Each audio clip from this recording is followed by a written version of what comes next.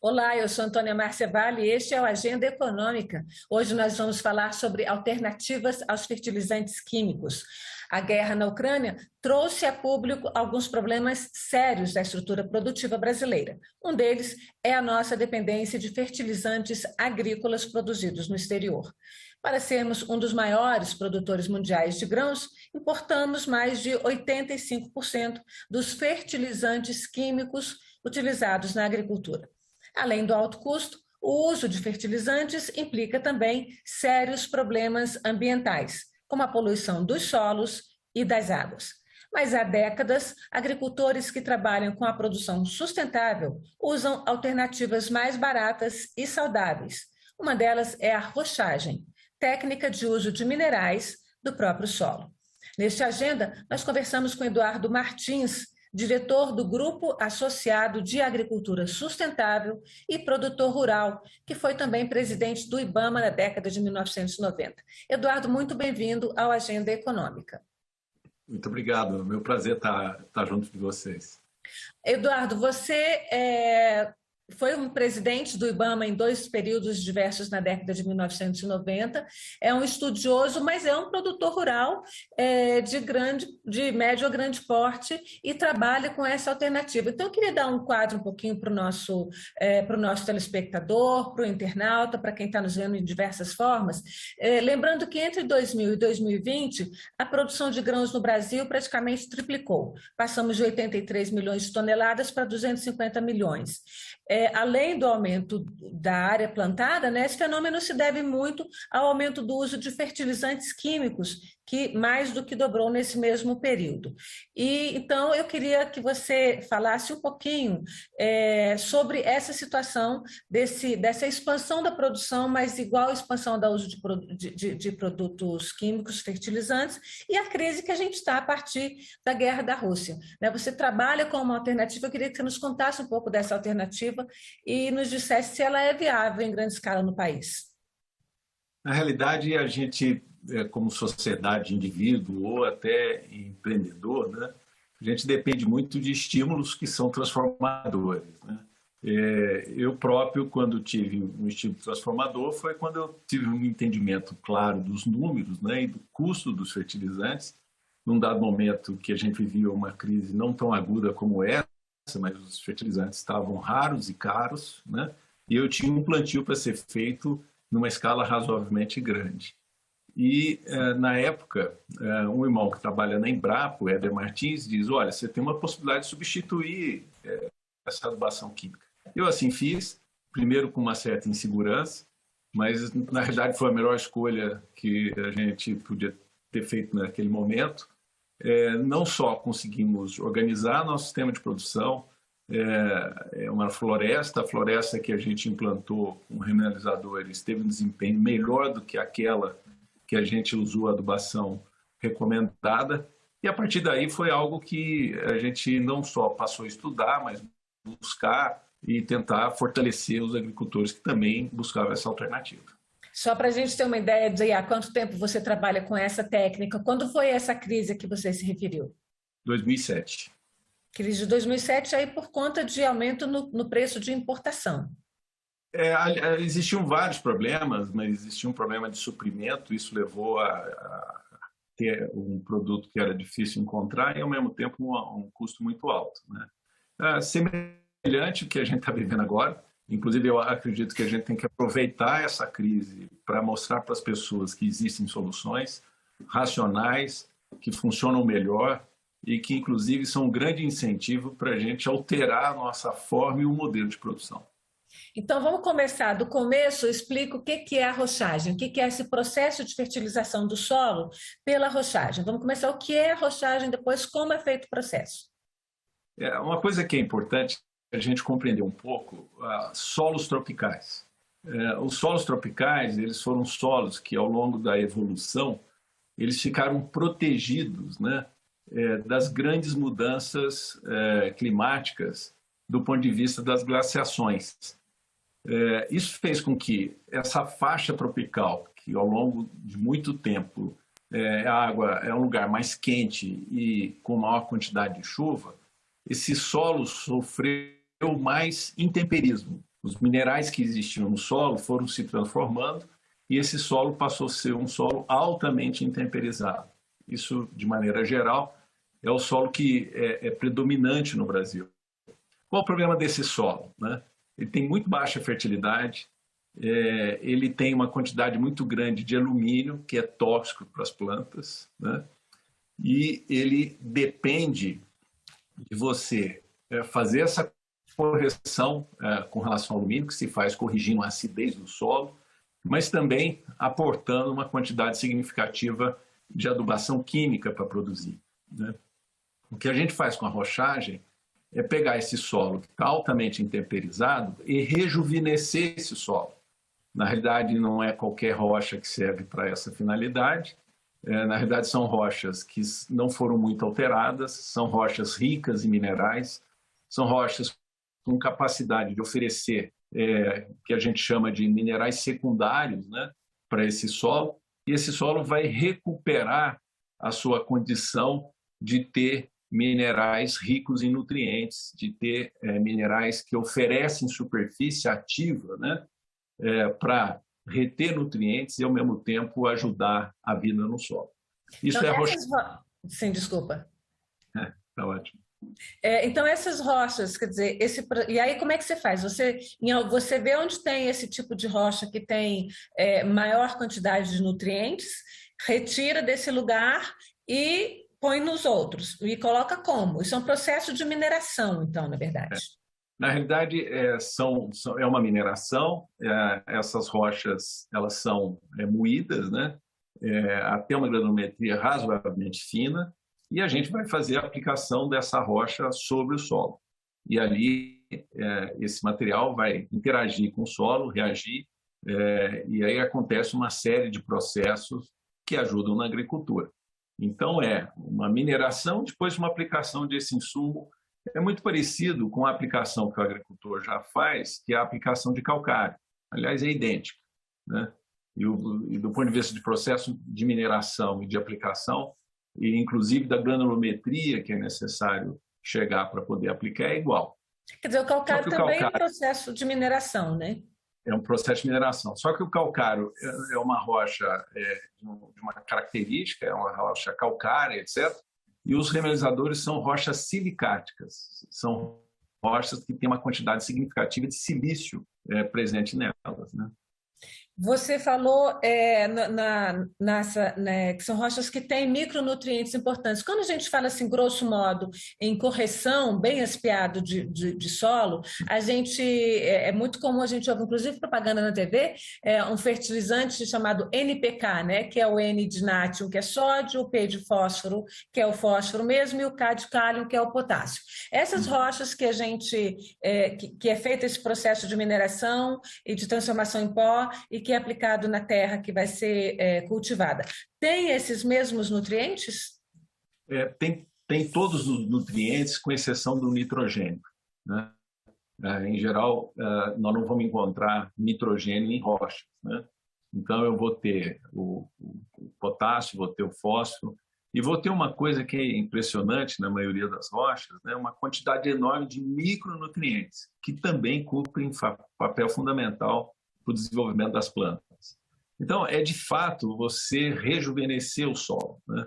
E o problema do nitrogênio, ele passa a ser equacionado se a minha agricultura produz um volume de biomassa significativo e se eu mantenho e faço essa biomassa ser convertida no solo, que vai se transformar em matéria orgânica no solo. Essa matéria orgânica vai dispor de nitrogênio. E aí o pó de rocha a rochagem cumpre um papel extremamente importante no solo, porque a rochagem cria minerais que conseguem reter essa matéria orgânica e formar dentro do solo aglomerados, né? Esses agregados, que é uma mistura de coisa viva, de matéria orgânica e minerais, é algo fundamental para que os solos se preservem, sejam produtivos, sejam arejados, né? E que possam ser saudáveis. Eduardo, você já está trabalhando com essa técnica há mais de 10 anos, né? Cerca de 15 anos. Tem muita gente já trabalhando com essa técnica no Brasil. Ela é uma técnica que dá para abarcar esse nosso processo de produção agrícola intenso, ou é uma técnica voltada para nichos como os produtores sustentáveis como você? Então, tem uma coisa que é relevante a gente compreender, é que esse é um recurso que tem que ser usado regionalmente. O volume que a gente aplica de pó de rocha numa área a ser produzida, ele envolve 4, 5 toneladas, entendeu? Então, é um volume grande e você não pode, e nem seria razoável, transportar numa distância grande. Então, a primeira pergunta que tem é o seguinte: existem esses materiais próximos das áreas de produção? A resposta é sim. Em 95% de onde se tem produção no Brasil, existem reservas desses tipos de minerais que nós estamos aqui falando a uma distância de 200 quilômetros. Então, é possível, né, do ponto de vista do recurso e de onde está a demanda, atender o Brasil inteiro. Fala, mas isso já existe hoje? Já existe essa produção? Não, não existe essa produção. Muito do pó de rocha que é usado hoje, ele é um subproduto de pedreiras que já existem. Muitas pedreiras que fornecem, que a gente chama de agregados, né? Material para construção, material para pavimentação de estradas, etc., elas produzem um pó e esse pó, muitas vezes, é possível de ser aplicado como um insumo agrícola. Por outro lado, começa a crescer a quantidade de pedreiras que se organizam especificamente, né, orientadas para atender o mercado agrícola. Eu posso dizer que, pelo levantamento que a gente dispõe, hoje tem cerca de 3 milhões, na realidade, antes dessa crise, existiam 3 milhões de hectares utilizando a rochagem. Agora, depois da crise, a gente acredita num aumento extraordinário, porque todos os produtores de pó de rocha, de remineralizadores, né, eles estão vendendo toda a sua capacidade de produção. A gente estima aí um aumento de pelo menos 1 milhão de hectares em função dessa crise. Só para a gente ter uma ideia aqui, por que o uso dessa matéria, que é brasileira, que está aqui, que às vezes estava até sendo desperdiçado por ser um subproduto de pedreiras em muitos casos, não é utilizada há mais tempo? É uma técnica nova ou como é que é isso? Na realidade, é uma técnica muito antiga, né? Os romanos já utilizavam, é algo muito antigo. E aconteceu uma coisa muito interessante. No final do século XIX, existia uma disputa na Alemanha. A Alemanha, nesse período, foi um lugar muito importante do ponto de vista das ideias, mas também do ponto de vista das tecnologias, né? E a gente tem que lembrar que no final do século XIX a gente estava começando ali a expansão do processo industrial, né? Havia uma disputa muito grande de qual seria o melhor caminho para resolver o problema de fertilidade do solo, né? Principalmente porque solos mal conduzidos, cansados, e precisava recuperar esses solos, né? Existia uma disputa entre duas pessoas, o Liebig, que defendia a parte química, né? Que aquilo ali era a solução para a agricultura, e a defesa da rochagem. E naquele momento teve uma coisa muito interessante, porque existia uma indústria, depois da Primeira Guerra, ociosa, né? E essa indústria de guerra, que na realidade produzia uma série de químicos para explosivos, né, foi orientada para a produção de fertilizantes. E aí, junto disso, veio um conhecimento científico do ponto de vista de como é que as plantas se nutrem, e aí a adoção dos sais como fertilizante químico passou a ser adotado e se mantém até hoje, né? O que é relevante nessa história é que, para as condições tropicais, usar sal como fonte de nutriente tem uma série de desvantagens. A principal desvantagem é o nível de desperdício, a baixa eficiência que esses nutrientes têm. Você tem uma ideia, quando você pega um sal de fósforo, né, um fosfato, e coloca no solo, a perda é de cerca de 90%. né? Você só absorve 10% desse material para as plantas que você, da tua cultura, do teu cultivo. Eduardo, eu queria mostrar aqui, até para você explicar um pouquinho, porque esse número, para mim, é meio estarrecedor. A gente tem um gráfico, a gente montou um gráfico feito a partir de dados, inclusive de uma associação de revenda de fertilizantes. Eu gostaria que você falasse um pouquinho disso aqui para a gente, né? Que é aqui ele mostra o consumo e a produção de fertilizantes químicos no Brasil. O que está em lilazinho é a nossa produção nacional, o que está quase em roxo é a nossa importação. Então, a gente produzia em 2000 cerca de 7 milhões de toneladas, importava mais 10 milhões, a gente tinha um consumo total, uma entrega de mais de 15 milhões de toneladas de fertilizantes. Isso vem crescendo gradativamente o uso de fertilizantes e diminuindo igualmente a nossa produção, até que a gente chegou em 2020 com uma produção de 5 milhões de toneladas, uma importação aqui de 32 milhões mais ou menos de toneladas, mais de 32 milhões,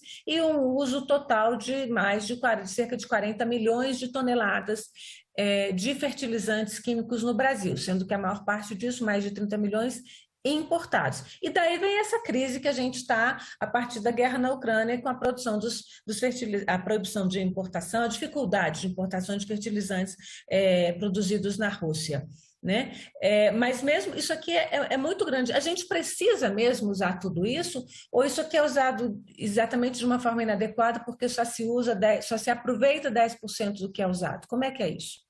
Essa eficiência você tem muita dificuldade de resolver se você não muda a forma de produção. Você tem que mudar a forma de produção para aumentar a eficiência, inclusive dos fertilizantes químicos, né?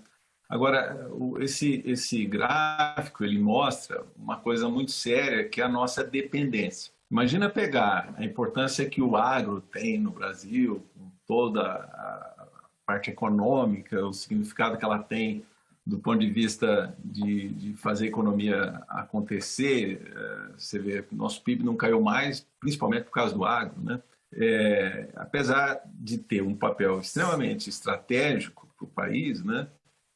Você tem as coisas que são básicas e fundamentais do agro hoje, somos totalmente dependentes. Aqui nós estamos falando de uma dependência, que é a dependência de fertilizante. Você vai falar, não, quanto nós somos dependentes de Rússia, Ucrânia, Marrocos e Canadá? Você vai ver que, do ponto de vista de fertilizante, nós somos totalmente dependentes desses países, né?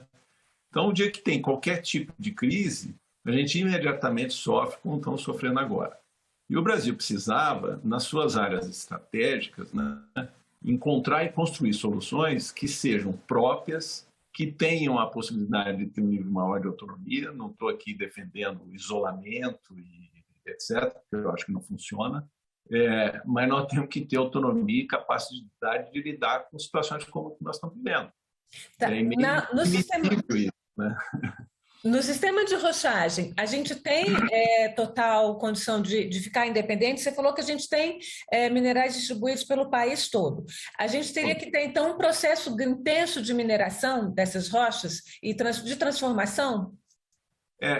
Nem precisa ser uma coisa intensa. Na realidade, nós precisamos ter uma racionalidade em cada região produtiva, ter o conjunto das rochas que são possíveis de serem aplicadas na agricultura, com pedreiras organizadas para suprir os agricultores. É isso que a gente precisa. Nós precisamos montar isso. Só isso é suficiente? Não, não é. Nós precisamos também fazer uma transição, né, da agricultura convencional praticada hoje, altamente dependente dos insumos convencionais, como os fertilizantes solúveis, né, na forma de sal. Nós temos que fazer com que a agricultura seja menos dependente disso. E, para isso, eu preciso ensinar uma nova forma de fazer agricultura. Uma agricultura regenerativa, uma agricultura que aumenta a atividade biológica do solo, uma agricultura que faz o solo estar sempre melhorando, e não ao contrário, como a agricultura hoje é praticada, que o solo está quase sempre piorando, né? Mas cada vez mais compactado, cada vez mais suscetível à erosão, cada vez com maior carga, né, de doenças, porque um solo mal cuidado ele vai trazer doença para a cultura. Isso nós estamos falando de fertilizante, mas quando o solo é ruim, a quantidade a mais que você gasta com venenos para lidar com pragas e doenças aumenta muito também. Então, cuidar do solo brasileiro é uma das coisas mais importantes que esse país podia assumir como projeto, como meta da sociedade. Quanto tempo você acha que dura esse processo de transição e quem é que precisa agir nesse caso? A Embrapa tem condições de fornecer tecnologia para isso, o Ministério de Minas e Energia, já que se trata de mineração, tem projetos nesse sentido. O que é necessário? E eu pergunto isso porque a gente tem um uso muito intenso, a gente já viu a quantidade, mas eu queria mostrar um outro gráfico aqui rapidinho, que o nosso tempo já está meio curto, que são as lavouras que consomem mais fertilizantes. O que a gente mais exporta é soja e não por acaso soja consome 40% dos fertilizantes utilizados no Brasil. Depois o milho, a cana-de-açúcar, o café, o algodão e todo o restante, apenas 22%. Você falou, a gente estava conversando antes de começar a gravar a entrevista, você falou que é produtor de cana nesse formato sustentável, né? E também de gado, né? É um pecuarista também. Tudo nesse formato sustentável. Como é que é essa questão para você, em termos, por exemplo, de produtividade? A gente pode continuar com essa produção de soja grande que a gente tem, por exemplo? É uma decisão política com a roçagem? Tem duas questões aí envolvendo a dominância da soja na agricultura. Uma é o seguinte, do ponto de vista produtivo, a soja responde muito bem a um sistema sustentável, né? Os produtores estão conseguindo reduzir de 80% a 90% do consumo de insumos convencionais, fertilizantes e venenos, produzindo de forma sustentável soja e reduzindo o custo de produção em 30%. E não é pouco, é um monte de gente, milhões de hectares já nesse sistema. Tem uma outra questão envolvendo aí, que é o seguinte, é razoável um país ser tão dependente de uma cultura e vender quase toda essa produção, principalmente para um país? Eu acredito que não é uma dependência salutar, né? É claro que a soja é a escolha porque existe uma rentabilidade maior na soja, mas esse é um tema que a gente precisaria discutir com mais cuidado. Mas é possível produzir qualquer uma dessas culturas num sistema onde é possível melhorar o solo, reduzir custo e ter uma coisa muito mais prazerosa, que é ser agricultor sem ficar tão dependente de veneno como a agricultura nossa é hoje. Quanto tempo para esse processo de transição? E retomando a pergunta, quem precisa atuar em termos de governo ou de estruturas para estimular esse processo? Antônia, um agricultor que começa, com 3 anos, ele já consegue, para uma área em torno aí de 500 a 1.000 hectares, falar o que a gente chama de virar a chave. Virar a chave é sair do convencional e ir para o sustentável. Isso quer dizer que ele vai eliminar totalmente os insumos convencionais? Não. Ele vai usar, só que numa quantidade muito menor, né? Isso depende de política pública, isso depende de vontade, isso depende de uma visão do que é agricultura, isso depende do entendimento do que seja cuidar de solo, né? Agora, precisa de pesquisa, precisa de um trabalho de multiplicação disso, que é com educação, com extensionismo bem feito, que é com colocar os agricultores em contato para que a troca de informação já daí crie uma credibilidade para essas práticas, né? Mas eu diria que se tem um país com uma possibilidade de mudar a sua agricultura em profundidade, né, de uma forma exemplar para o mundo, esse país chama-se Brasil, por várias razões. Porque, pelo que já tem, pela possibilidade de recursos, por ser tropical, né, e por já ter também um acúmulo de conhecimento significativo do ponto de vista desses temas que nós estamos falando. Grandes instituições como o CNA também podem ajudar nisso? O CNA tem ajudado, inclusive, né? Para essa agricultura, a gente produz, por exemplo, micro-organismos na própria fazenda, né? Nós temos fábricas de micro-organismos nas fazendas. E é óbvio que isso reduz a compra de insumos convencionais. Então, imagina a quantidade de dinheiro que está envolvida e imagina o quanto nós somos atacados por isso, né? E a gente tem tido o apoio de várias instituições, inclusive da CNA, para a gente conseguir organizar, legitimar e fazer isso de uma forma consistente e legalizada. Eduardo, eu agradeço muito a sua participação aqui na Agenda Econômica e vamos torcer que esse processo aí, então, consiga se expandir para a gente sair o mais rápido possível dessa crise, né? Está expandindo e nós vamos chegar a números muito importantes.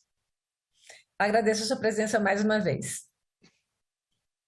E agradeço também a você que nos acompanhou até aqui. Este programa já está publicado no site da TV Senado, senado.leg.br, no canal da TV Senado no YouTube. Portanto, se você quiser rever, quiser indicar para alguém, é só pegar lá o link do Agenda Econômica sobre rochagem e encaminhar para as pessoas que você achar importantes. Muito obrigada pela companhia. Até o próximo programa.